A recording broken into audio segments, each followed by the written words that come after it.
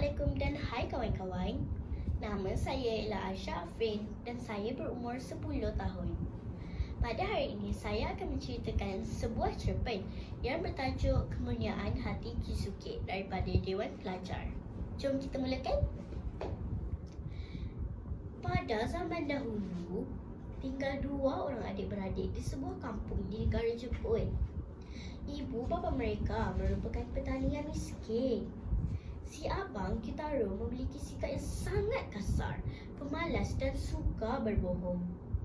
Si adik pula Kisuke, walaupun masih kecil tetapi sikapnya sangat baik dan disenangi oleh ibu bapa mereka. Kitaro telah mencuri wang simpanan ayahnya dan pergi meninggalkan rumah. Kisuke cuba mengembirakan hati ayahnya yang kelihatan muram. Ayah, janganlah bersedih. Apabila saya besar nanti, saya akan menggantikan wang ayah itu, kata Kisuke kepada ayahnya. Ayahnya tersenyum dan mengusap kepala Kisuke dengan lembutnya. Masa telah berlalu. Kisuke telah membesar menjadi seorang pemuda yang gagah. Selepas ibunya meninggal dunia, ayah Kisuke telah berkahwin dengan seorang janda yang mempunyai seorang anak kecil. Ibu tirinya tidak menyukai Kisuke. Dia sering memarahi Kisuke dengan kata-kata yang kesat. Kisuke berasa hidupnya tidak bahagia dan mengambil keputusan untuk keluar dari rumah itu. Dia menulis pesanan kepada ayahnya di atas sekeping kertas. Ayah, saya meninggalkan rumah ini bukan kerana berkecil hati, tetapi saya mahu mencari pengalaman hidup yang lebih baik demi menerukan janji saya bagi menggantikan wang ayah yang diambil oleh abang. Setelah berjalan selama beberapa hari, Kisuke tiba di sebuah kampung. Ketua kampung itu merupakan seorang yang kaya. Kebaikan dan kejujuran Kisuke telah berjaya mendapat hatinya. Kisuke telah diterima untuk bekerja sebagai pekerja ladang di situ. Kisuke bekerja dengan tekunnya dari pagi hingga hampir tengah malam.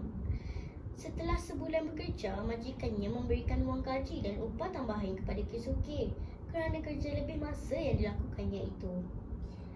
Namun begitu, Kisuke hanya mengambil sedikit daripada wang gajinya dan meminta majikannya untuk menyimpan lebihan wang itu.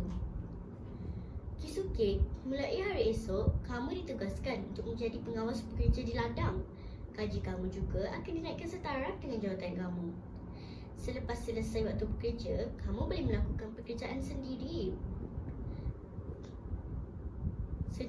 seperti membuat kraft tangan dan menjualnya.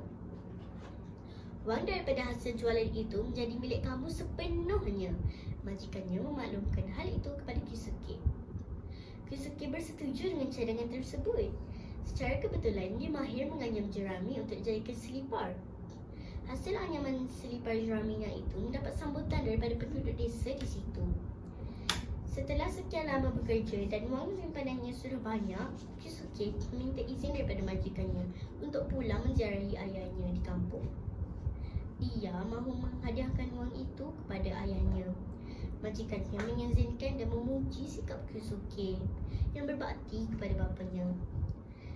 Semasa dalam perjalanan, Kisuke telah tersalah jalan. Oleh sebab mahu segera tiba di kampung, dia meneruskan perjalanannya pada waktu malam. Ketika mencari jalan keluar, dia terlihat cahaya api pelita dari sebuah rumah yang agak terpencil kedudukannya. Kisuke bercadang mahu bermalam di rumah itu. Seorang wanita separuh umur yang merupakan tuan rumah itu tidak membenarkan Kisuke bermalam di rumahnya. Dia meminta Kisuke agar segera beredar sebelum suaminya pulang kerana suaminya garang. Ketika Kisuke mahu beredar, suami wanita itu pun pulang. Betapa marahnya dia apabila melihat ada lelaki di rumahnya.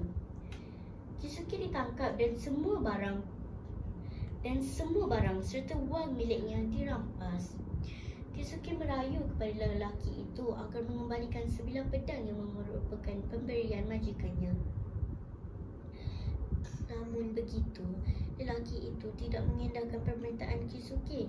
Sebagai gantinya, dia memberikan sebilah pedang berkarat yang ditemukan di kawasan paya kepada Kisuke. Lelaki tersebut juga memberikan amaran kepada Kisuke supaya tidak datang lagi ke rumahnya. Kisuke beredar dengan penuh rasa iba dan kecewa. Dia tidak sanggup pulang ke kampung tanpa wang yang sudah dijanjikan untuk ayahnya. Dia mengambil keputusan untuk kembali semula ke tempat majikannya. Majikannya turut berasa simpati kepada Kisuke atas peristiwa yang berlaku. Apabila melihat pedang perkara itu, majikannya berasakan pedang itu mempunyai nilai yang tinggi. Dia memberitahu Kisuke akan hal itu dan berhasrat untuk membawa pedang itu ke kota bagi menentukan nilainya. Beberapa hari kemudian, majikannya pun pulang. Dia memberitahu Kisuke bahawa pedang tersebut merupakan pedang peninggalan daripada raja-raja dahulu. Pedang itu diperbuat daripada emas tulen dan nilainya sangat tinggi. Pedang itu telah dijual dengan nilai ratusan keping wang emas. Wang itu diserahkan kepada Kisuke.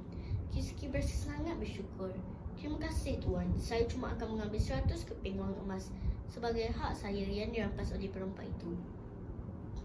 Saya akan mengembalikan wang ini kepada perompak itu kerana hasil jualan pedang miliknya.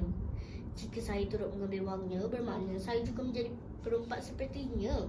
Jelas Kisuke kepada majikannya. Majikan Kisuke tidak menyangka hati Kisuke sungguh murni. Dia menurut sahaja keputusan Kisuke. Kisuke pun berangkat ke rumah perompak itu. Dia mengetuk pintu rumah perompak tersebut. Isteri perompak itu kehairanan. Adakah kedatangan kamu ke sini kerana kamu mahu membalas dendam terhadap suami saya? Kasihanilah dia. Dia sedang sakit tenat, kata wanita itu dengan sedihnya. Oh tidak, bukan itu tujuan saya. Izinkan saya untuk menemuinya, pinta Kisuke. Wanita itu mempersilakan Kisuke masuk ke dalam rumahnya.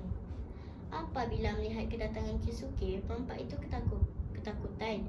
Kisuke segera menenangkan dan menceritakan tujuan kedatangannya ke situ.